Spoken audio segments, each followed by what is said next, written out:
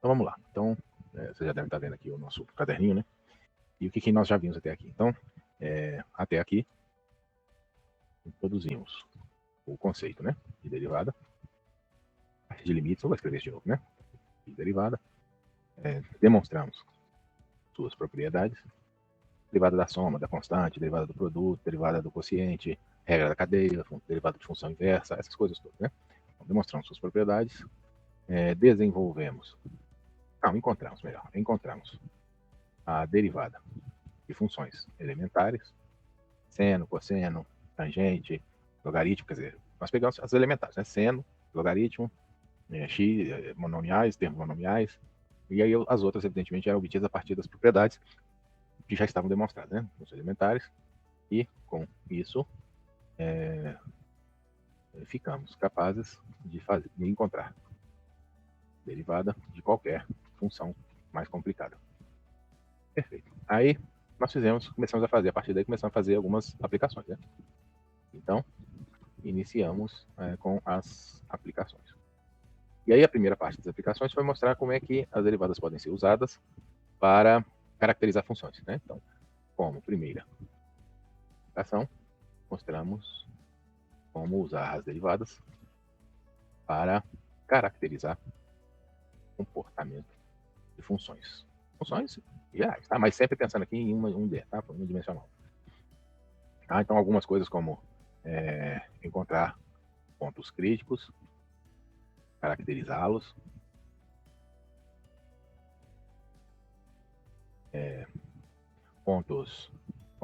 comportamento assintótico,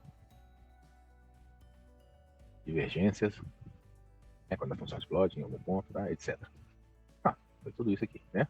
Também aplicamos na análise de movimentos mais simples, que foi o movimento curvilíneo, o lançamento oblíquo, né? Movimento curvilíneo, lançamento oblíquo, queda livre. Fizemos um tantão de coisa aí, né? Agora, nessa aula, iremos estender um pouco mais o rol de aplicações da derivada, tá? Eu vou começar com o operador gradiente. Então aqui, quando eu falo em operador gradiente, eu estou pensando sempre em 3 dimensões, tá? Ou mais, mas pensar em 3 dimensões para nós, tá? Bom, você pode definir o gradiente em qualquer número de dimensões. Então, estamos considerando, para efeito de exemplos, de procedimentos, apenas 3 dimensões. Mas ele realmente pode ser definido em mais dimensões, né? Então, em 3 dimensões, podemos escrever a expressão de uma superfície estabelecendo um vínculo, um único vínculo para as 3 variáveis x, y e z. Assim, a expressão de uma superfície em 3D, tá? As dimensões seria 3D. Ficaria com o formato φ. Φ é a expressão em questão, tá? Igual a constante. Isso é um vínculo, tá? Isso diz que x, y e z não estão livres para variar de qualquer jeito. Dada a variação de 2 delas, a terceira está determinada, tá? E é precisamente a expressão do vínculo. Pois, dadas as variações quaisquer de 2 das variáveis x, y e z, pensar, por exemplo, x e y, tá? O valor da terceira fica totalmente determinado. Então, isso define uma superfície, tá? Toda vez que você define, por exemplo, x e y, você tem o z. Aí você define outro x e y, você tem outro z. Aí com isso você vai mexendo no plano x e y, você vai percorrendo aqueles pontos z que satisfazem aquela expressão. Esses pontos são a superfície, tá bom? Um exemplo, que já até estudamos, né? É o elipsoide. Dado por x, sei lá, x ao quadrado, ou qualquer um de revolução, só para ficar mais fácil de escrever, tá? Mas não precisa ser, né? Mas z ao quadrado sobre b ao quadrado igual a 1. Isso aqui é uma superfície. E aqui, em que a função φ, x, y, z é igual ao colocar aqui embaixo. Igual a isso aqui. E C igual a 1. Tá? É isso. Tá? Da superfície. Uma aplicação imediata dessa construção pode ser encontrada no eletromagnetismo ou na gravitação, em que temos a noção de função potencial. Tá? Se φ, x, y, z é uma função potencial, pode ser a função potencial gravitacional, função potencial elétrica, não importa, tá? Se é a função potencial. As diversas superfícies dadas por, agora vou colocar aqui sem ser, x, y, z igual a c, para vários valores de c, são as superfícies equipotenciais, né? Por que elas são equipotenciais? Porque para cada c, o φ tem o mesmo valor, tá? Então, sobre a superfície, o potencial tem o mesmo valor, né? Pois, sobre a superfície, o potencial φ tem o mesmo valor, tá certo? Então, essa situação é interessante, porque com isso você pode escrever superfícies equipotenciais. Ora, em muitas dessas aplicações, obtemos, e nas duas que eu mencionei isso vale, tá? Tanto no eletromagnetismo quanto na gravitação, obtemos o campo relacionado ao potencial, pode ser campo elétrico ou campo gravitacional, por exemplo, fazendo um tipo de variação bem específico do potencial. Esse tipo de variação é justamente o que chamamos de gradiente. Passamos agora a caracterizar matematicamente, tá? Então é isso. Então, sai dessa... Esse é um estímulo, né? Não é só isso que tem, evidentemente, mas é um bom estímulo para o estudo do gradiente, tá? Assim, considere o vínculo já dado, né? Que é o φ de x, y, z. Vou colocar x, y, z igual a c. Vamos tomar variações. Essa parte é muito importante, tá? Sobre a superfície, superfície definida pelo vínculo dado. Então, veja só, nós estamos tomando variações sobre a superfície. Tá?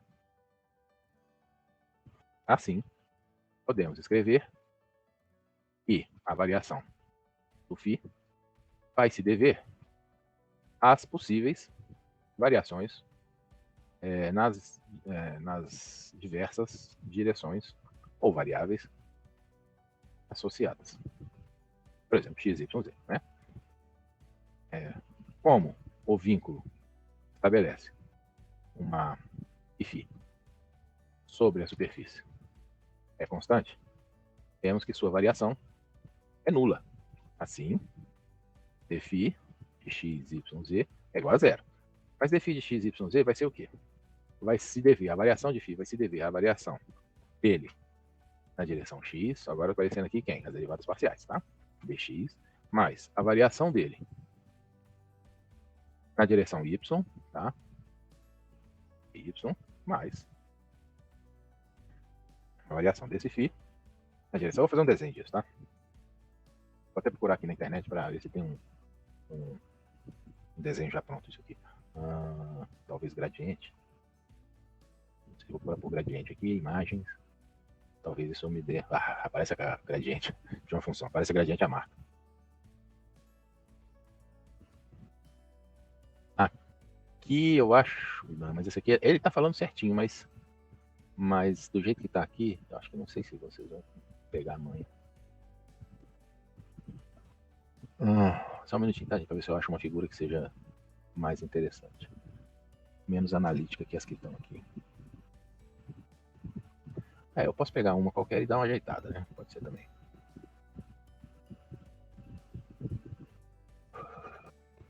Não achei nenhuma legal, não.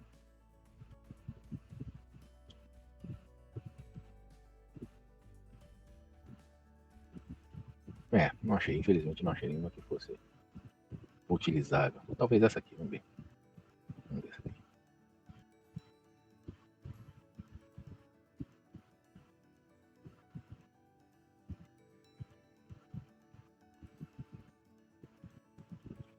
eu montar isso aqui. E aí eu arrumo não é o que eu queria não, mas eu arrumo o desenho, tá? Então, o desenho é isso aqui. Deixa eu dar uma aumentadona nele aqui. Peraí.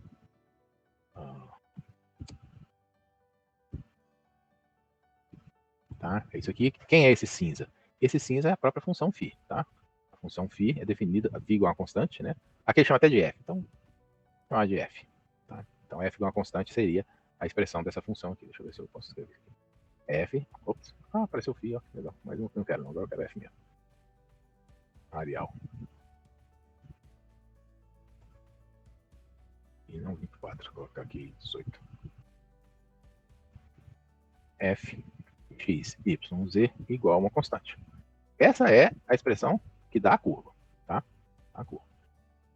Mas veja só, eu quero mexer em cima dessa curva aqui. Eu quero, então, portanto, ir de um ponto até outro ponto. Então, eu quero, por exemplo, ir desse ponto P aqui até esse outro P aqui que também está sobre a superfície, tá? Os dois pontos estão sobre a superfície. Para eu ir desse ponto até esse outro ponto, o que eu faço? Eu venho daqui até aqui, por um caminho que é sobre a superfície, tá? Sobre a superfície. Não estou pressupondo aqui que esse caminho é sobre a superfície. É só diminuir a grossura aqui que está ridículo. Peraí. Assim. Vou colocar alaranjado. Pronto. Mas essa variação implica o quê? Implica que eu andei um pouquinho em x, que eu andei um pouquinho em z e que eu andei um pouquinho em y, tá? Se isso é tomado infinitesimalmente, esse pouquinho que eu andei aqui, que eu estou chamando de pouquinho, né? Deixa eu desenhar aqui agora uma outra coisa. Peraí. Assim. Tá? Esse ponto aqui era dado assim.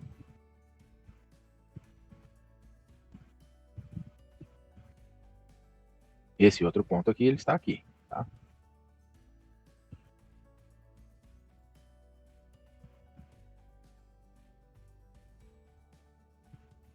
E esse ponto aqui tem esse z, né? O z está aqui. E esse ponto tem esse z que está aqui. Nós estamos pensando nessa coisa infinitesimal, tá? Então, isso aqui, infinitesimalmente falando, é um segmento de reta. Mas é um segmento de reta tangente. E o segmento de reta tangente na direção x, então seria essa tangente aqui, depois tem a tangente na direção y, depois tem a tangente na direção z, tá? Quando eu pegar e eu somar essas três coisas, eu tenho o que eu preciso para sair do ponto P e até o ponto que eu não chamei de nada, mas é o ponto Q. Aqui. Vou colocar preto. Tá? Então é isso que está envolvido ali nessa expressão que está aqui, tá? Uma pequena variação na direção do x, Bom, ocorre que isso aqui eu posso escrever de uma maneira mais interessante para mim. Eu posso escrever isso aqui da seguinte maneira, como um produto escalar, tá? Eu posso escrever isso aqui como sendo dφ dx, vou fazer um copy-paste aqui para ir mais rápido. Dφ dx e mais dφ dy, j mais dφ dz, k, escalar, isso aqui é um escalar, né? Isso é um número, tá? Escalar, dx i mais dy, j mais dz, k. Por quê? Porque quando fizer esse produto aqui, isso aqui vai dar o de cima. Por isso que era importante estudar produto escalar lá para trás, tá? Então, quando eu escrevo isso daqui, eu agora, esse cara aqui é um vetorzinho aonde? Ele é um vetorzinho em cima da superfície. Ele seria esse vetorzinho aqui, que claro, se for infinitesimal, ele é um vetor tangente, tá? Esse cara aqui que eu vou chamar de dr, ele é um vetor tangente, se for infinitesimal, né? Então, eu vou escrever isso aqui. Este cara que eu vou dar o nome a ele justamente de gradiente, então vai chamar gradiente de φ, escalar, dr. Em que o dr é igual a essa tranqueirinha aqui, e ele é tangente à superfície, tá? Pela construção que nós fizemos, ele é tangente à superfície. E definimos, porque é uma definição, tá? Isso é uma definição do gradiente de φ, é exatamente essa expressão aqui, ou seja, ele é um vetor. Isso é importante, tá? O gradiente é um vetor. Mas olha só, quanto que está dando essa expressão aqui? Zero, né? Por construção, está dando zero, né? Note, entretanto, que gradiente de φ dr é igual a zero. Construção. Como dr é tangente à superfície, o gradiente de φ deverá ser necessariamente perpendicular à superfície em questão. Bom, então a gente sabe agora que o gradiente de uma determinada superfície vai ser sempre um vetor perpendicular a ela, no ponto considerado, sempre, tá? No ponto em que estiver sendo considerado. Claro, né? Porque a função, um elipsóide, por exemplo, dependendo de onde você estiver tirando o gradiente, ele vai estar apontando para um lado, né? Para uma certa direção, tá bom? Então isso é um gradiente, certo? Então, o nosso gradiente. Talvez seja interessante aqui dar um exemplo. Aliás, está aqui, essa parte de exemplo, porque você agora, com isso, pode pensar em construir retas tangentes a curvas ou planos tangentes à superfície, tá? Usando a noção de gradiente, uma coisa que era bem mais complicada. Sem essa ferramenta, passa a ser uma coisa relativamente simples com ela. Então, com a definição do gradiente, do operador gradiente, o operador gradiente é isso aqui, deixa eu fazer essa complementação. Se abstrairmos a função φ, então podemos escrever que o gradiente ele tem uma expressão e aí ele passa a ser chamado de um operador. Tá? Ou seja, isso aqui vai operar sobre uma função, tá? Que é chamado de operador gradiente, justamente porque vai operar sobre uma função φ qualquer. Bom, então, com a definição do operador gradiente, como uma aplicação, porque tem várias, tá? Podemos encontrar retas tangentes a curvas ou planos tangentes a superfícies. Vou dar aqui um exemplo, né? Exemplinho bobinho, vou pegar aqui para mostrar, né? Então, exemplo, reta tangente a curva. Então, aqui nós temos o seguinte, vamos pegar uma elipse, né? Seja a curva, ou lugar geométrico, né? Melhor. Pela elipse x ao quadrado sobre 9. Esse exemplo está no livro, tá? Na apostila. Na verdade é y ao quadrado sobre 9. Mais x ao quadrado sobre 4 igual a 1. Tá? Nós temos essa elipse. E vamos encontrar, então, o que nós queremos? Queremos encontrar a reta tangente a esta curva, no ponto. Passa pelo ponto. X igual a 1, y igual a 3, raiz de 3 sobre 2. Tá? É isso. Nós queremos encontrar a reta que tem essa característica. Veja, eu tenho que especificar o ponto, tá? Senão não faz sentido, tá? Eu posso encontrar uma expressão geral para a reta em qualquer ponto, tá? É possível também, mas não é isso que eu estou pedindo aqui, tá bom? Mas aí o que nós temos? Ora, quem é φ? Né? Temos que φ. E φ é φ de x e y, nós temos em duas dimensões, lembrem disso, tá? É esse treco aqui. Tá bom? Se nós tomarmos o gradiente, eu posso tomar um gradiente em duas dimensões, tá? O gradiente em uma dimensão não chama gradiente, chama derivada, né? Mas a partir de duas dimensões chama gradiente, né? Tomando o gradiente, ficamos com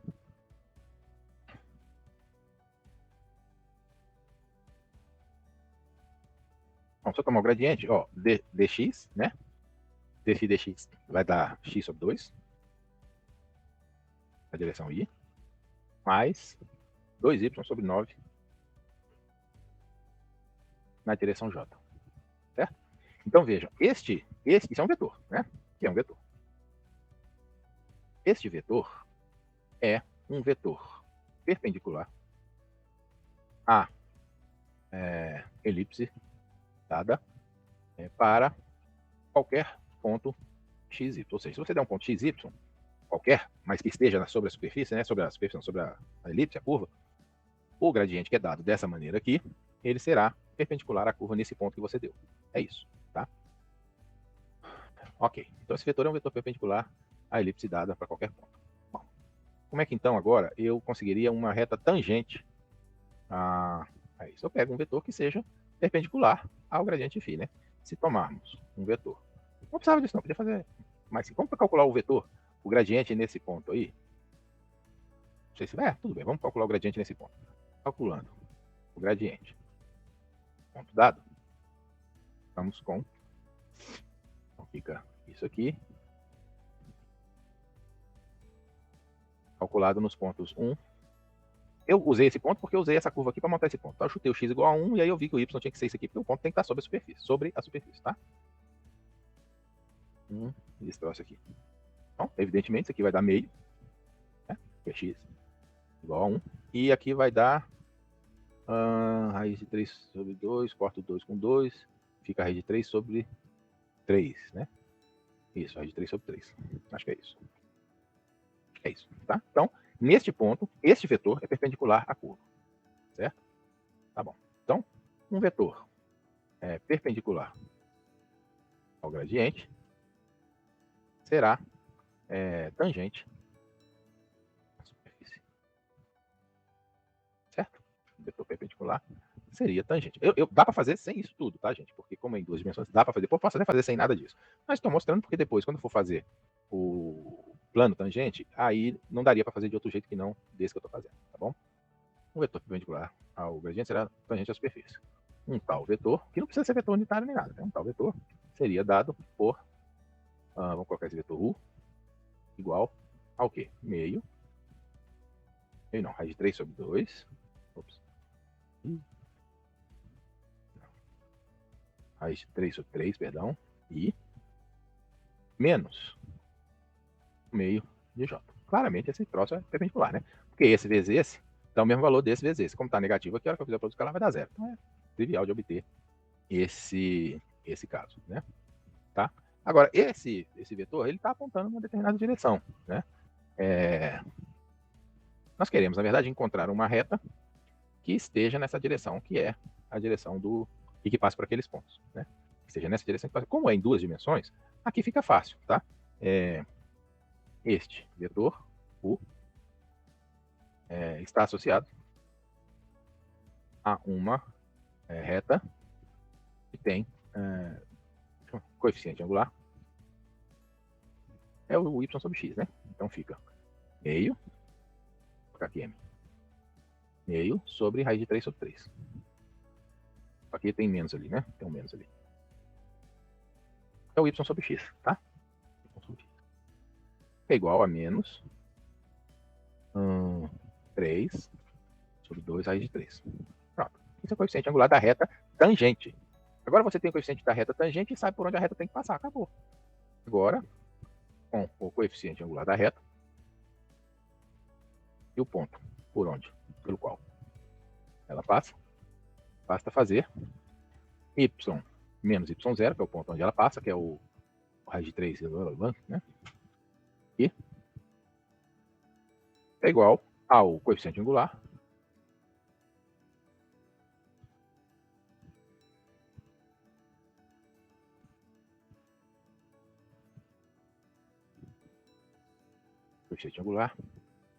vezes x menos 1.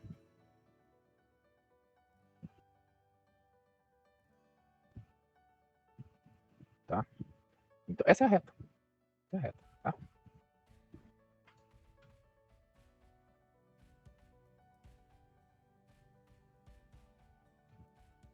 Vamos ver só uma coisa aqui, só para ver se eu não fiz caca. Essa é a elipse, deixa eu escrever isso aqui. Fazer o gráfico, né? Tá? É isso que eu quero fazer agora. Fazer o gráfico, então eu vou fazer um implicit plot.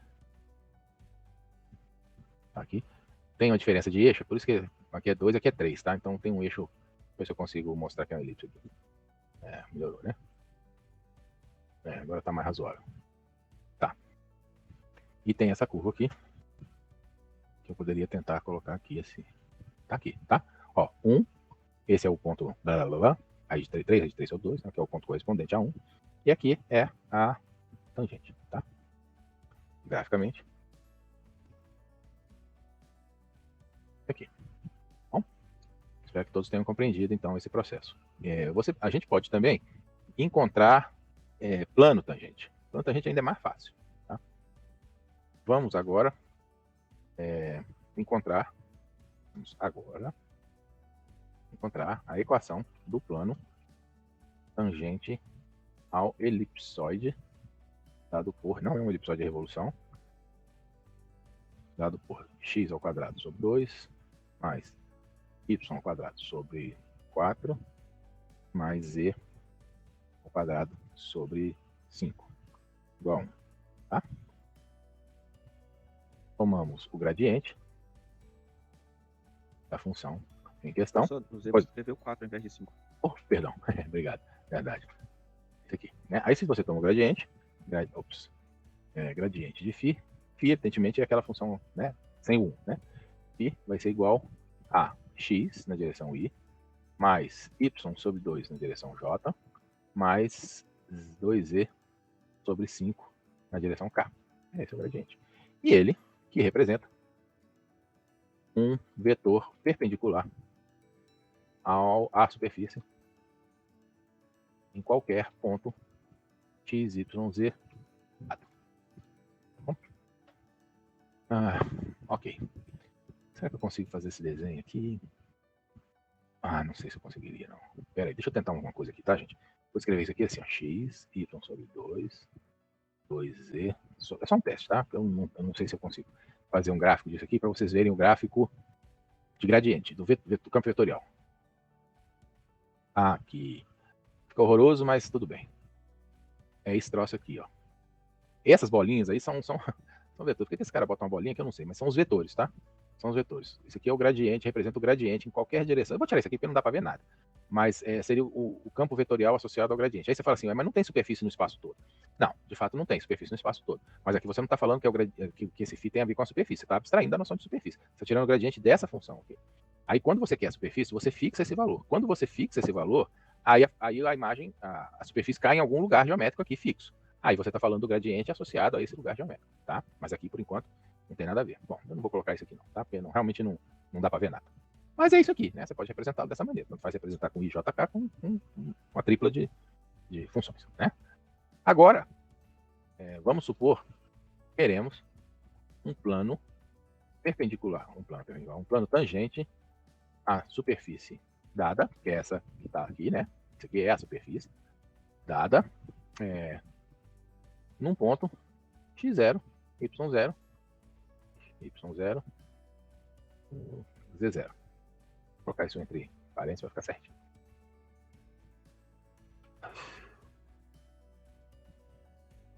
Certo? Então eu tenho que pegar o meu gradiente neste ponto, tá? Assim, o vetor perpendicular à superfície. Neste ponto, é simplesmente o gradiente nesse ponto, tá? É isso aqui. No ponto x0, y0, z0, né? Então vou chamar de U. U igual a esse treco aqui, mais em x0, y0, z0, porque está sendo tomado nesse ponto, tá? Para encontrar um plano tangente que passe por esse ponto, é simples, né? A equação do plano, como vimos anteriormente, é dada por o vetor P, né, que é o vetor que percorre todos os pontos possíveis, né, menos o vetor P0, P0 é x0, y0, z0, escalar o vetor, chama perpendicular, que eu vou colocar aqui como, vou colocar como, eu ia colocar como gradiente e tal. Pronto, acabou, é só isso aqui, tá? Só isso aqui. Então é esse ponto, não precisa colocar esse P aqui, né? Esse ponto aqui, menos escalar U é igual a zero. Acabou. Então se você pegar um caso particular aqui, deixa eu ver se eu peguei um ponto particular aqui. Peguei. Então vamos supor um caso particular, né? Supondo um caso particular em que x0, y0, z0 igual a 0, meio, 5, raiz de 3, isso eu estou dando, tá? Isso eu estou dando. Sobre 4. Então eu estipulo qual é o ponto que eu quero, né? Ficamos com o plano dado por x menos x0, que é 0, escalar x0, né? Que é 0, mais y, estou fazendo isso aqui, tá? Tô fazendo isso aqui. Mais y menos y0, que então é y menos meio. Escalar y0 sobre 2, que então é um quarto, né? Porque é este y0 sobre 2, mas y0 é meio, né? Então fica um quarto, tá bom? Mais z menos z0, que é esse troço horroroso aqui. Vezes ele mesmo, né? Porque o... não, perdão, é 2z0 sobre 5. 2z0 sobre 5 é raiz de 3 sobre 2. Se eu não me engano, né? 2z0 sobre 5, raiz de 3 sobre 2, é isso mesmo, igual a 0.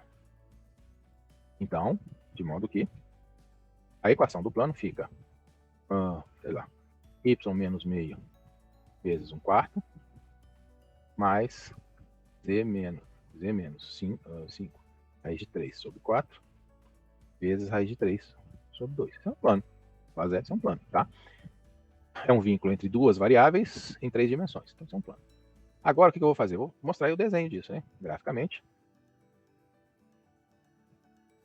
Olha a facilidade que foi isso, né? Pega esse carinha aqui para desenhar o hiperbolóide, ou parabolóide, né? Bom, faz um implicit plot aqui.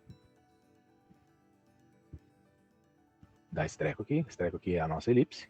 Ó. É a nossa elipsóide, né, na verdade, tá? E eu quero agora colocar o plano também, para ver se isso aqui eu não fiz nenhuma caca. Então agora vamos girar, para ver se ele é tangente mesmo. Olha lá, ó. Desculpa, gente. Tá vendo como ele é tangente na superfície? Ó. Tá? Vou colocar assim, que eu acho que fica mais fácil de ver. Esse troço aqui fica um lixo, né? Depois, assim, quando põe aqui assim, ó. Mas tudo bem. Então, graficamente ficamos com isso, tá certo? Que mostra o caráter tangente. Então a próxima aplicação, aí você pode brincar com esses troços aqui de muitas maneiras, tá? Por exemplo, encontrar a distância entre dois elipsóides. Isso é interessante. Tá? Vocês podem pensar nessa possibilidade aí. Encontra a distância entre dois elipsóides. Tá? Pronto. Muito mais complicado, né? Por aí vai. Mas então é isso. Nós então agora podemos aplicar para mostrar como expandir funções em séries de potência, né? Muitas vezes, nos nossos cálculos, isso é muito comum em física, tá? Podemos substituir a função que estamos considerando, por razões físicas mesmo, tá? Por uma função mais simples e expressa apenas na forma de um polinômio. Isso aqui sendo, entretanto, uma expressão aproximada da função, a menos que ela seja o próprio polinômio, né? Aí não faz sentido eu estar expandindo, não estou expandindo nada, ela é a própria função. Então, por exemplo, você tem lá um seno de x. Quando entra essas coisas aqui, fica ruim. Tá. Você tem lá uma função seno de x, ué. Às vezes, fazer a conta com seno de x pode se tornar muito complicado.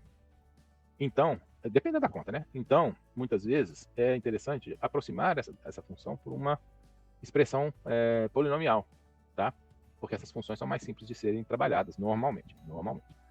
Então, essa é um uso muito importante que se faz da derivada em física. Tá? Então, é importante saber como expandir funções em séries de potência. Então, essa é a razão, né, pela qual nós queremos saber dessa expansão. Assim, torna-se importante como expandir uma função qualquer em séries de potências. Para saber como fazê-lo,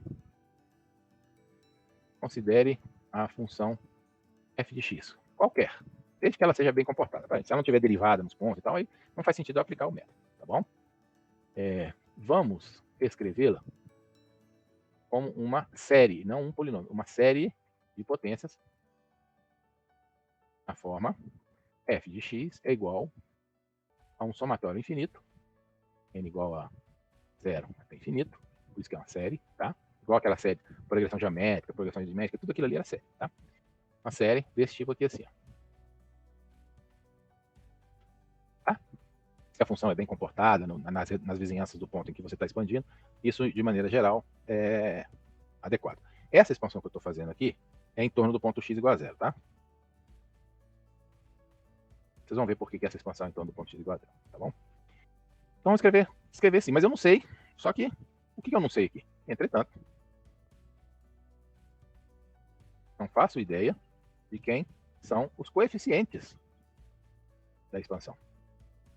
Ou seja, os valores de AN. Os vários infinitos N, né? Tá bom? Se eu souber quem são os ANs, então saberei como expressar a f de x na forma de uma série. Mas como é que eu vou saber quem é esse cara? A derivada é que vai me dizer isso, tá? A derivada, as derivadas de ordem n, ordem k, vou colocar aqui, já tem um n lá, né? Me dirão exatamente isso. Vejamos. Se derivarmos Se derivar, não. Se escrevermos a função f de x tomada no ponto zero, ficamos com, olha só, tudo isso daqui é x elevado a 1, x elevado a 2, mas tem um primeiro termo que é x elevado a 0, que, portanto é constante, é 1, né? Então essa função aqui eu vou colocar aqui porque tem muita gente que não consegue ler essa expressão ainda muito bem, tá? Esse aqui é a0 mais a1x mais a2x ao quadrado mais a3x ao cubo mais porque a gente sabe que esse troço é uma coisa infinita, tá bom? Então vejam só, se eu substituo x igual a 0 aqui, eu mato todo mundo aqui, menos o primeiro, é o termo a0. Então, eu sei que o meu a0 é igual a f de 0. Simples assim, achei o primeiro, tá? Agora eu gostaria de achar o segundo. Note, agora, que se tomarmos a derivada da função f de x, vamos com f' de x, vai ser o quê? Essa mesma palhaçada aqui. Não vou escrever nesse formato não, tá? Vou escrever nesse aqui. Não, escrever nos dois, não custa nada. Copy paste. A derivada disso aqui vai ficar o quê? O k e o n, a gente sabe disso, e fica n menos 1, né? Ou, se você for olhar para esse lado aqui, esse primeiro termo aqui é uma constante, então rua com ele. Esse termo aqui dá 1, porque a derivada de x é 1. Esse termo aqui é o 2, a2x, ó, 2, a2x elevado a 2 menos 1. Esse termo aqui é o 3, a3x ao quadrado, e por aí vai, tá certo? Assim, se escrevermos, se tomarmos a derivada no ponto, derivada primeira, né? Eu vou fazer outras. Primeira, no ponto x igual a 0, vamos com, olha só, nesse caso aqui, quando o x for igual a 0, você mata esse, mata todos os outros para frente. Sobra quem? O a1. Então, o a1 é igual à derivada da função do ponto zero. É por isso que eu estou falando, ó, que a expansão é em torno do ponto zero, tá bom? Por isso, tá? Eu poderia seguir, né? Poderíamos seguir o raciocínio tomando as próximas derivadas, né? Derivada segunda, derivada terceira, etc. E sempre tomando em que ponto? No ponto igual a zero, né? Para obter os outros coeficientes. Da mesma maneira, o A2, só que tem que tomar um certo cuidado, tá? Note que ficaríamos para os primeiros termos. Bom, para tomar um pouquinho de cuidado. Olha só.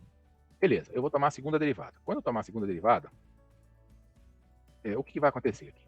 Aqui já tem um n. Vai cair um n menos 1. E aqui vai ficar n menos 2, né? Aqui vai ficar n menos 2. E vai ser igual a derivada disso aqui, que mata esse cara aqui, mas vai aparecer esse termo aqui.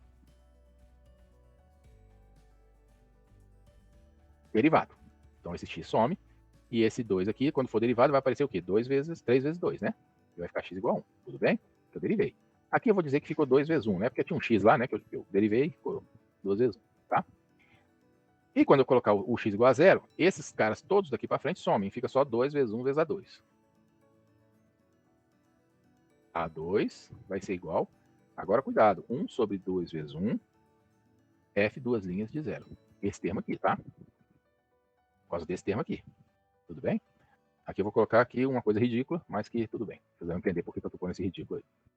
Para o A3, finalmente, né? Porque eu não vou continuar assim, né? A gente não sai daqui nunca mais. Finalmente, para o A3, tomamos a terceira derivada para ficar f 3 linhas de x é igual, põe desse jeito aqui, põe aqui, que vai dar um n menos 2, que cai, né? O n menos 2 cai, a gente já viu isso, derivada disso aqui, né? E vira n menos 3. Esse termo aqui é constante, derivado da zero, some. Esse termo aqui vai ficar um 3 vezes 2 vezes 1, sem o x. E todos os outros termos aqui para frente terão x. Então eles vão zerar quando eu colocar em zero, né? De modo que A3 vai ser igual a 1 sobre 3 vezes 2 vezes 1, f 3 linhas, 0. Pronto, agora eu consigo tirar a expressão geral, né? Olhando para os resultados anteriores, podemos facilmente ver que a n vai ser igual a 1 sobre n fatorial, f, n, que é a enésima derivada, tomada no ponto zero. Pronto. Achei os coeficientes. Todos os coeficientes são esses. Tá? De modo, a expressão geral, assim, a função f de x sendo bem comportada. Bem comportada é não divergir, essas coisas todas, né? Implica que pode ser escrita nessa forma aqui, f de x. Agora eu vou usar isso aqui, mas já vou colocar quem são os ANs, tá? F enésima derivada em 0, n fatorial, x elevado a n, tá certo? Vejam, tomem cuidado, tá? Isso aqui é um número, isso aqui é uma função, mas isso aqui é um número, tá? Isso aqui também é um número. Claro que ele vai ser um número que vai depender de qual termo que você está considerando na expansão, né, na soma. Mas é um número, tá? Isso aqui também é um número. A única forma funcional aqui é essa. Vamos ver como é que fica para... Vamos fazer uns exemplinhos aqui, vai. Exemplo. Vamos calcular a expressão em séries.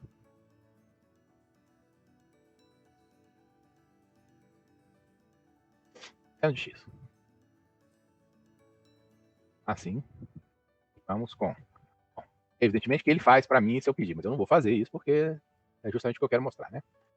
Quanto que vai dar f de 0? Seno de 0. Seno de 0 é 0. Aí eu tomo o f' de 0. Quem é o f' de 0? Cosseno de 0. Cosseno de 0 é 1. F duas linhas de 0. Vai ser o quê? Volta a ser seno. Só que agora é menos seno, né? Porque eu derivei uma vez, ficou cosseno, derivado do cosseno é menos seno. Então 0, porque menos seno de 0 é 0. E o f três linhas, só para ir até o 3, né? É igual a derivada de menos seno. Mas a derivada de menos seno é menos cosseno. Tomado no 0 é menos 1. E por aí vai, tá? E isso vai até infinito, né?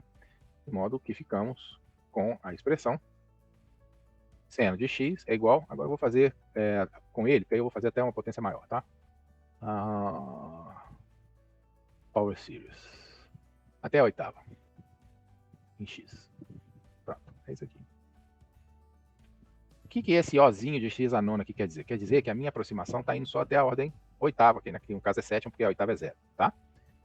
Ou seja, tem mais coisa aqui, mas que estão nessa ordem de magnitude aqui. Vamos dar uma desenhada nisso aqui? Vamos desenhar o seno? Aqui graficamente. Tem isso aqui. Deixa eu colocar aqui, seno de x. Seno de x, e depois eu coloco esse cara aqui. Que é a função. Expansão até a sétima ordem, né? Esse cara aqui é um gráfico normal, plot 2D, retangular. É a função seno, né? Tem nenhuma diferença. E essa função aqui é dada por isso aqui. Agora olha só o que acontece. Eu vou mudar os eixos, items plotted. Deixa esse aqui solid, medium, preto. E a outra função, que é essa aqui, eu vou colocar solid, medium, mas eu vou colocar vermelho, tá? Olha só o que acontece. Indo até a ordem 7, até mais ou menos esse valor 1.5 aqui, ó, que é π sobre 2, já é um valor razoável, né? Se você estiver considerando a função de menos π sobre 2 a π sobre 2, substituir o seno por isso aqui é perfeitamente viável, tá? Mas veja que aqui já começa a dar pau, tá? Aqui já começa a dar pau. E aí, claro, as funções, essa aqui vai para infinito, né? Pra mais infinito aqui, porque é negativo, menos infinito aqui, porque bom, mesma coisa, por ser negativo. Mas até esse ponto aqui, as duas funções são praticamente as mesmas. Então, isso mostra que aproximar a função seno nesse intervalo aqui, que é praticamente menos π sobre 2 a π sobre 2, é razoável, tá? O gráfico, que é pouca, e esse pouco aqui eu vou pôr entre aspas, porque depende do problema, tá? Depende da precisão do problema. Porque se eu abrir esse gráfico aqui, mudar a escala dele, aí vocês começam a ver diferenças aqui, tá? Porque essas diferenças existem em todos os pontos. Só que elas são muito pequenas para valores menores do que π sobre 2, tá? Então, o gráfico mostra que é pouca a diferença entre a função seno de x e sua expansão até x a sétima, entre os valores, vou colocar assim, menos π sobre 2 e sobre 2. Ainda que em todo este intervalo tenhamos apenas uma aproximação. Ou seja, em cada ponto vai haver diferença. Tá certo? Vamos ver qual vai ser a diferença em um dessas duas funções?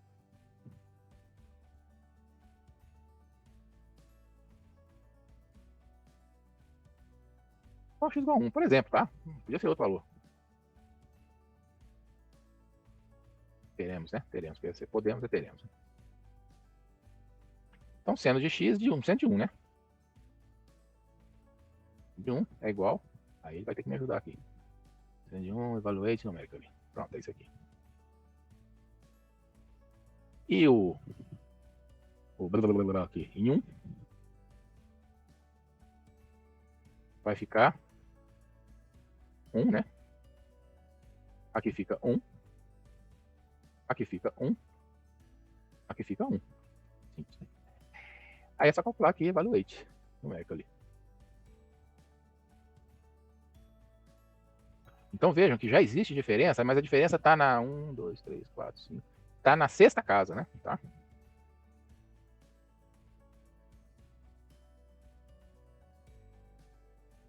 Se eu pegar um valor aqui mais perto, ó, tipo 0. Sei lá, 0.2, por exemplo, 0.1, vamos pegar no 0.1, né? Ainda haveria diferença. Porque essa diferença seria muito menor, tá? Vamos pegar esse troço aqui, perdão, aqui, 0.1, vamos ver quanto que dá 0.1.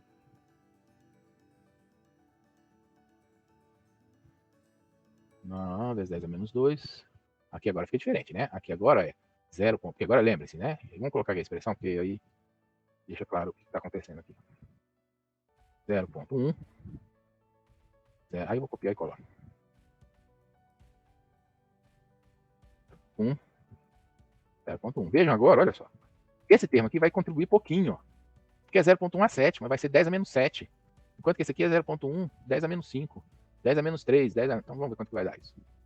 Provavelmente vai dar cravado nessa ordem aqui. Vamos ver. Deu cravado. Porque eu fui só até a 10ª casa, tá? Eles são iguais.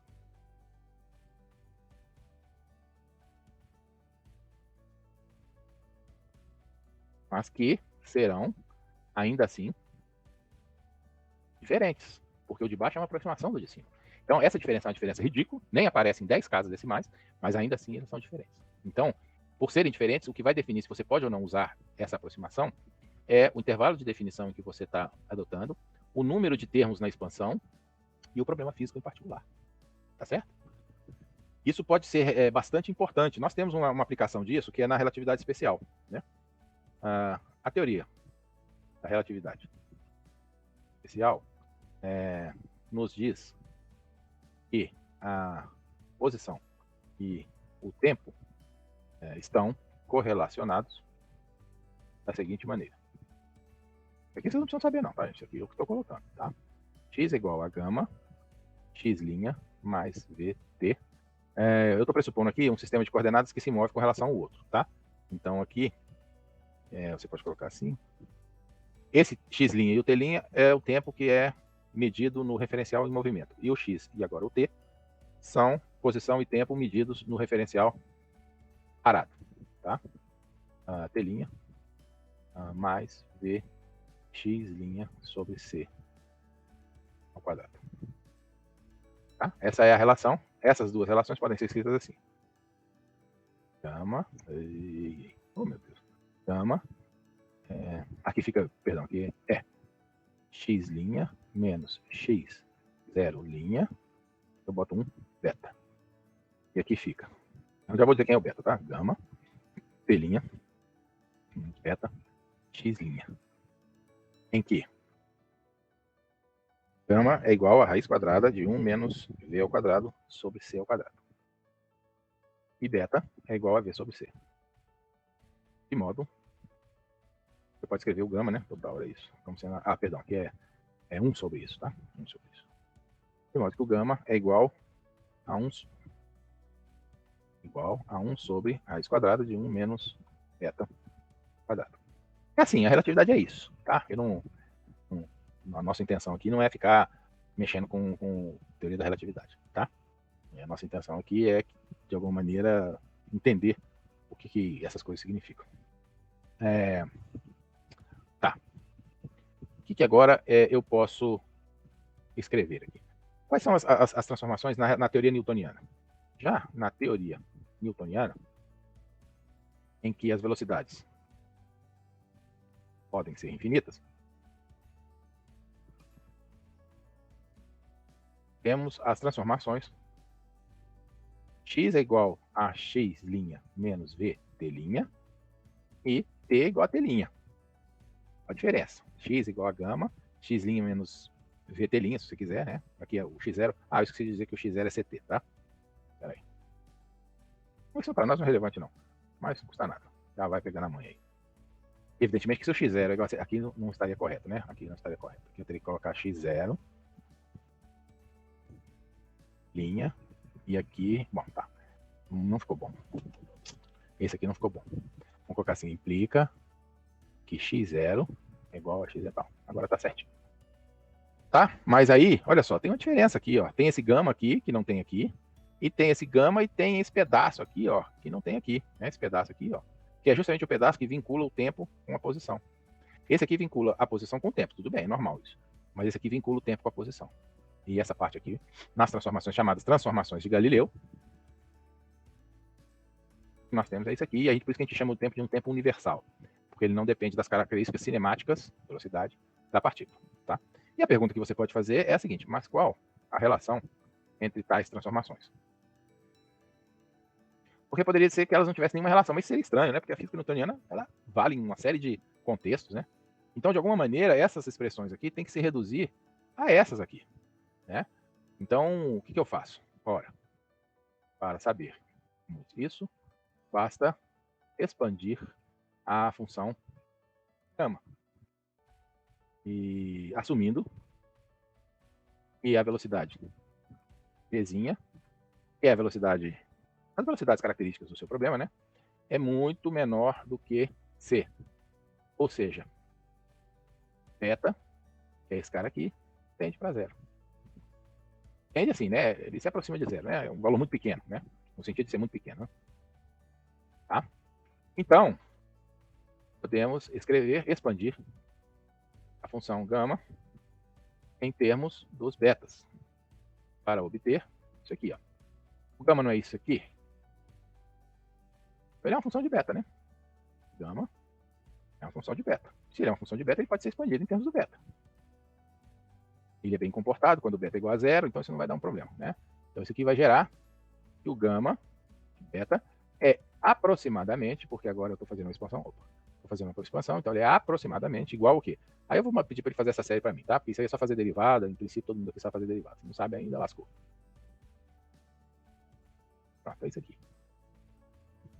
Até a ordem 8, é isso aqui que a gente tem. Tá certo? Mas olha o que acontece. Como o beta é muito pequeno, esses termos aqui, ó, vão se aproximar rapidamente de zero.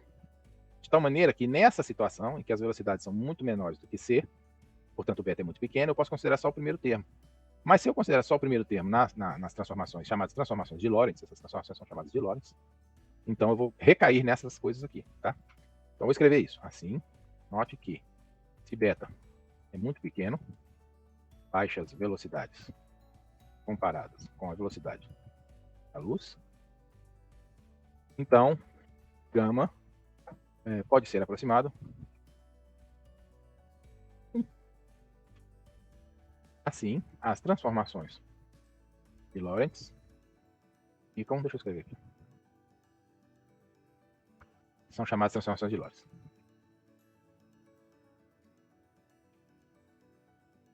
As transformações de Lorentz ficam com gama igual a 1 e beta tendendo para zero. Isso aqui vai ficar o quê? Ó? Esse cara aqui, só tem o gama, né? O beta aqui não interessa, né? Porque é só a velocidade sozinha. Então esse cara aqui vira 1. Não, vou deixar esse gama aqui. E aí eu deixo pôr uma setinha aqui. Melhor. X'. Mais VT. Aqui é mais, né? É mais. E T' vai ser igual a quê? T' é igual a gama. Vou colocar aqui esse cara. E vai para... Ó, o gama vai para 1. Aqui está o T'. Deixa quieto. Agora o V sobre C ao quadrado é muito pequeno. Então esse troço vai para zero. Tá? Então isso aqui vai para T'. Que são as transformações de Galileu.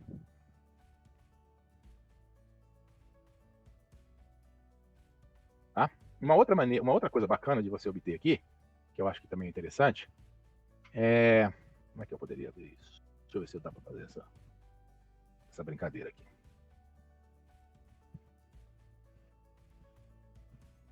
Eu não sei se valeria a pena, porque vocês não ouviram falar em massa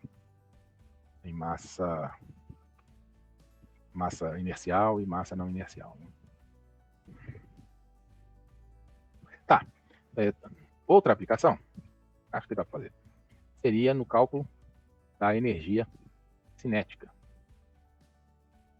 Para a relatividade especial, tal energia fica dada, não é totalmente cinética, mas para nós aqui deixa quieto, tá? Para não confundir demais. É igual a mc ao quadrado, é aquilo que vocês veem lá no, toda vez, né? Com essa põe a boca para fora e tudo mais.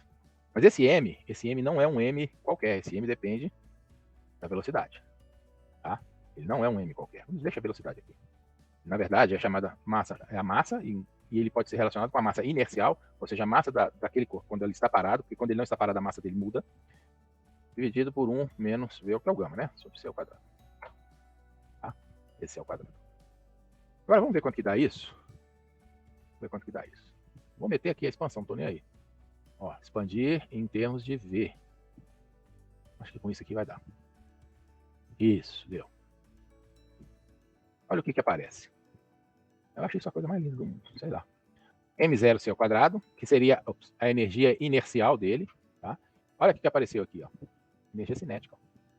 Só que agora começam as correções da energia cinética. Então, quando o corpo começa a se mover na relatividade especial, a energia dele não vai ser só esse cara aqui, não. Vai ser esse cara, mais esse pedaço aqui, mais esse pedaço aqui, e vamos embora. Tá? Só que como a velocidade do corpo sobre a velocidade da luz é muito pequena, esse troço aqui tende a ser um valor idiotamente pequeno. Tá? E aí você pode desprezá-lo. Quando a velocidade é muito baixa, isso aqui você pode desprezar. O fato de ter aparecido aquele M0C ao quadrado lá é importantíssimo, tá? Ele é a base da bomba atômica, tá? Que podem. Então, com isso, deixa eu colocar esse troço aqui em duas linhas, porque senão vai ficar impossível de caber nos troços. Põe esse cara aqui assim. Pronto. E aí você tem que a energia cinética é aproximadamente M0C ao quadrado mais 1 meio de M0V ao quadrado, tá? Esse termo aqui é um termo novo que a relatividade revelou a partir das suas considerações. Então é isso. Percebe a importância de se ter isso? Eu agora estou fazendo uma relação entre duas teorias. Estou relacionando duas teorias, a teoria newtoniana com a teoria relativística especial, a partir de uma expansão em série de potência de um termo, que é um termo que aparece o tempo todo, que é o tal do gama. Tá? Bom, se não tiverem dúvidas, eu passo adiante. Acredito que vai dar para fazer pelo menos mais esse termo aqui. Então vamos lá. Vimos em aulas anteriores e o limite, um pouquinho, o cálculo do limite de algumas funções pode ser complicado pelo fato de termos uma situação do tipo 0 sobre 0 ou infinito sobre infinito. Ou seja, tanto a função no numerador como a função no denominador vão para zero, no limite em particular, que você está calculando, né, no ponto em que você está calculando, ou vão para infinito. Tá? Um exemplo disso, um exemplo muito simples disso, né? Função f de x é igual a seno de x sobre x.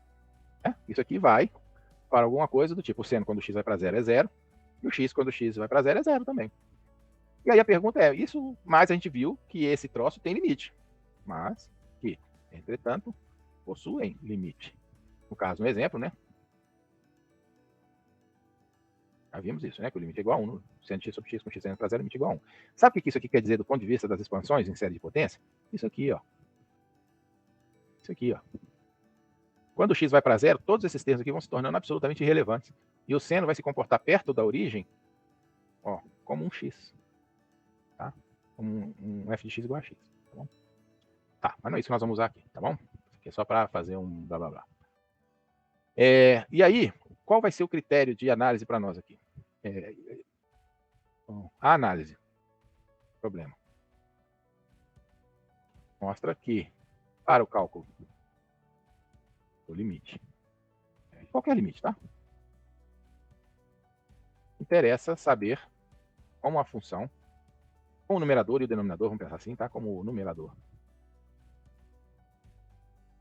se comportam nas vizinhanças do ponto em que o limite está sendo. No nosso exemplo, o ponto era igual a zero, né?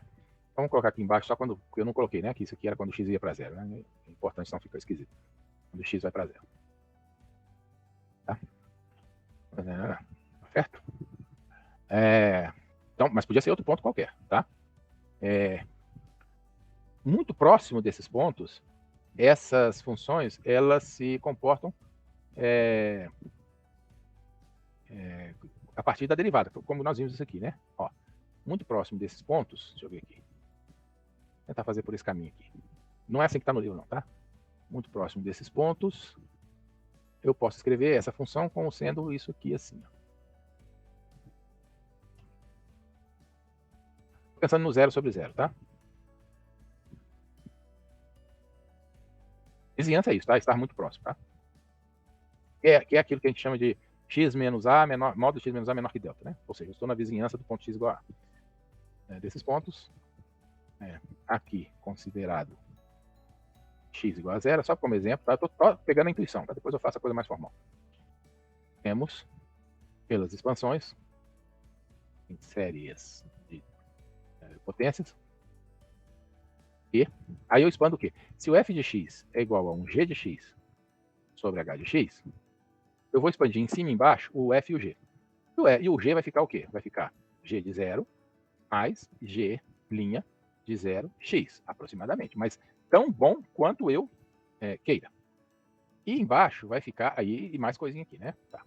Mais coisinha aqui. Pode colocar aqui mais pelo menos 1 sobre 2 fatorial, g duas linhas de 0, x ao quadrado, mais tan. E aqui embaixo vai ficar a mesma coisa, só que com h. Com h. Tá bom? O g de 0 e o h de 0, nós já sabemos quanto vale. Eles são 0. Porque é justamente esse o problema, era 0 sobre 0, né? Em que g de 0 igual a h de 0 é igual a 0. De modo que ficamos com f de x. Agora eu estou pensando em f de x nas vizinhanças do 0, né? Então vou colocar aqui x nas vizinhanças de 0. Então vou colocar um aproximadamente aqui. Não é exatamente assim que eu deveria escrever, não, mas tudo bem. X nas vizinhanças de 0, né? Poderia ser escrito dessa forma aqui, ó. 0, isso aqui. 0, isso aqui. No livro, na postura está totalmente diferente, tá, gente? Mas, pô, precisa fazer igual, né? Pelo amor de Deus, né?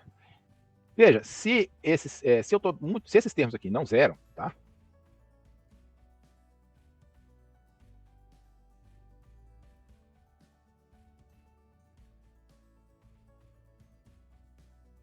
Então nós podemos pegar x tão próximo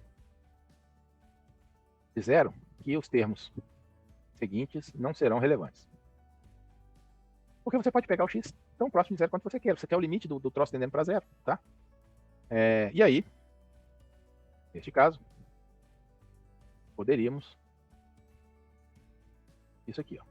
F com x nas vizinhanças, né? De 0, que é o limite de f tendendo para 0, né? X nas vizinhanças de 0 é o limite de x tendendo para 0. X seria aproximadamente igual a g' de 0 sobre h' de 0. Então eu consigo, isso aqui eu vou escrever agora como limite, né? É o limite de x tendendo para 0 de f de x.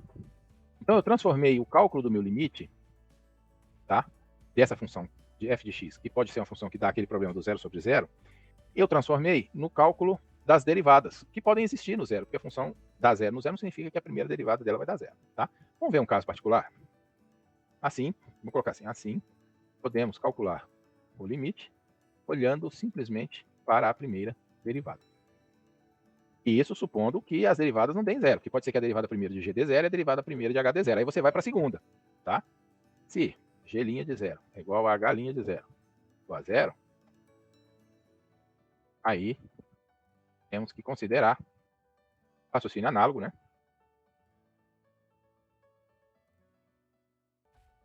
A segunda derivada. Mas ficamos da mesma maneira com esse troço aqui. Aí esse cara aqui vai zerar, esse aqui vai zerar, esse meio com esse meio, x ao quadrado vai ficar só g duas linhas, h duas linhas. Então eu posso continuar o processo até que eu chegue num determinado resultado em que a indeterminação 0 sobre 0 tenha sumido, tá? Deste modo, podemos continuar em determinação. 0 sobre 0 tenha desaparecido. Então, vamos lá. Vamos pegar um exemplo. O exemplo, eu vou pegar os próprios senos de x sobre x. Oh, não, esse não. Porque ele é mais fácil de ver, né? Exemplo. Seja f de x igual a seno de x, tá? Seno de x sobre x, perdão. Assim, temos que o limite de x tendendo para 0 de seno de x sobre x, vamos supor que a gente não tivesse calculado aqui de outro jeito, tá? Ele seria igual à derivada da função seno de x no zero e a derivada do x no zero. A derivada do x no zero é igual a 1, né? E o cosseno de zero é igual a 1. Então isso é igual a 1. Pronto, resolvemos aquele problema que tinha lá antes, tá? Agora, isso aqui é quando Deus ajuda, né? E o problema você não precisa ficar derivando feito um maluco, tá? Um outro exemplo, que também está na apostila, envolve um pouco mais de cuidado, tá? Porque nós fizemos a regra de L'Hopital para 0 sobre 0. Mas você pode ter outras situações. Indeterminação podem ocorrer. Deixa eu colocar isso aqui como, não como exemplo, mas como outro tema, né? Outras situações de determinação podem ocorrer. Como, por exemplo, infinito sobre infinito, eu já falei, né? Aí é fácil porque você inverte, né? Infinito menos infinito. O que dá infinito menos infinito? Sei lá. Infinito menos infinito. 0 elevado a 0. O que dá 0 elevado a 0? Sei não. 0 elevado a infinito. Infinito elevado a 0. Tudo isso aqui é indeterminação, tá? E aí você precisa de algum critério para isso daí. Mas o critério, em geral, é fazer isso virar um 0 sobre 0, tá? Uma maneira geral de se tratar esses problemas é transformá-los de tal forma que fiquem como um problema de indeterminação 0 sobre 0. Vamos dar um exemplo. É sempre bom que aqui dar um exemplo, porque senão fica muito abstrato. Pegar aqui. Queremos limite de x. Não precisa ser x tendendo para 0, não, tá, gente? Eu estou pondo x tendendo para 0 aqui, mas é só por uma, sei lá, conveniência, tá? Ó, esse cara aqui é 1 sobre seno ao quadrado de x. Esse troço vai para infinito quando x vai para 0, né? Porque o seno vai para 0, né? E esse cara aqui vai para x ao quadrado. Olha só que interessante. Esses dois estão indo para infinito de um jeito parecido. Porque o seno de x vai para infinito numa primeira aproximação como x. Então, esse troço aqui é um infinito sobre infinito, mas a gente já vê claramente que alguma coisa vai cancelar aqui e esse troço pode não ir necessariamente para infinito ou para 0. Pode ir para um valor definido. Então, esse cara aqui eu poderia escrever como sendo x tendendo para 0. E aqui eu faço uma simplificação. Aí eu vou fazer essa simplificação já. Vou colocar aqui, senão acho que vai fazer besteira para mim. X ao quadrado, seno ao quadrado de x. E aqui eu coloco o quê? X ao quadrado menos seno ao quadrado de x. Agora isso aqui ficou 0 sobre 0. Tá? E passou a ter o formato 0 sobre 0.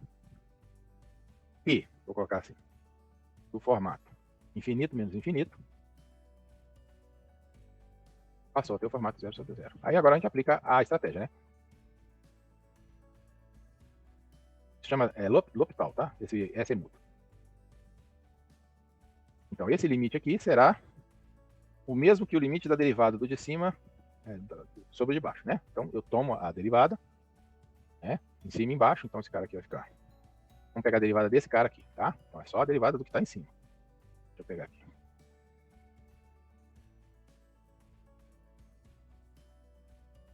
Dá para fazer de cabeça, mas nessa altura do campeonato é melhor fazer a conta. Isso aqui. Então, isso aqui, na verdade, quando eu tiro a derivada, vira aquilo ali, ó. E o de baixo vira uma coisa muito diferente.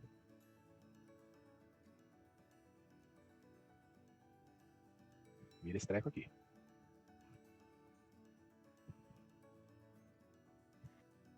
Qual o problema? O problema é que continua dando 0 em cima e embaixo. Viu? Um caso que a derivada primeira dá 0, 0 e 0. Então toma a derivada segunda, não tem problema. Tô nem aí. Vem aqui e toma a derivada segunda. Claramente, a minha derivada segunda já não vai dar 0 na parte de cima.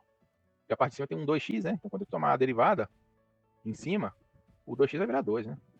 E o outro lá vai virar 2 cosseno. Bom, vamos ver. Então isso aqui eu tomo a derivada. Isso aqui vai ficar 2 menos 2 cosseno. Eu tô fazendo de cabeça, tá, gente? Cosseno de 2x, tá?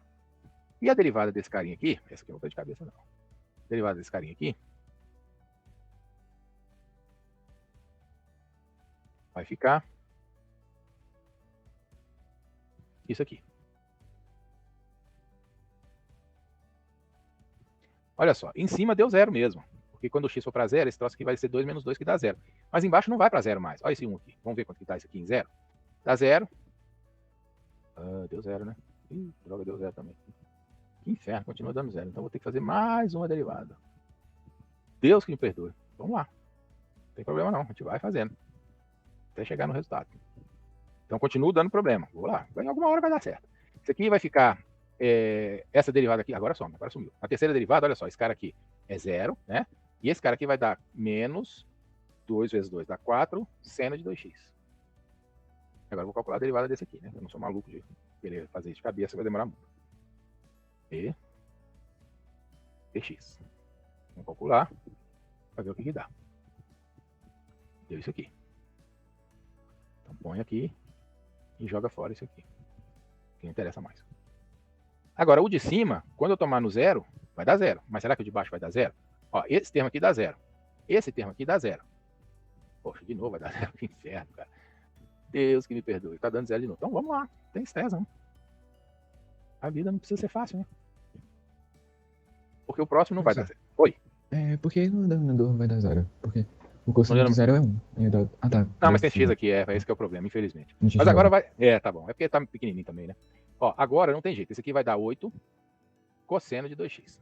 Agora não vai dar mais 0. Em cima não vai dar mais 0. Eu que me lasque com o de baixo agora. Então esse aqui vai ficar... cadê?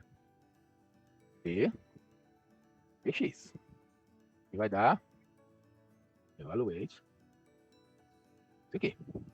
Quando eu calcular isso em 0, vai ficar 0 aqui, 0 aqui, mas aqui não vai ficar 0. Aqui vai ficar 24. Então isso aqui vai dar 8 sobre 24. Não, calculei um limite de um troço que é difícil, cara. Aquele limite ali é difícil pra caramba de ser calculado. Tá? Realmente difícil de ser calculado.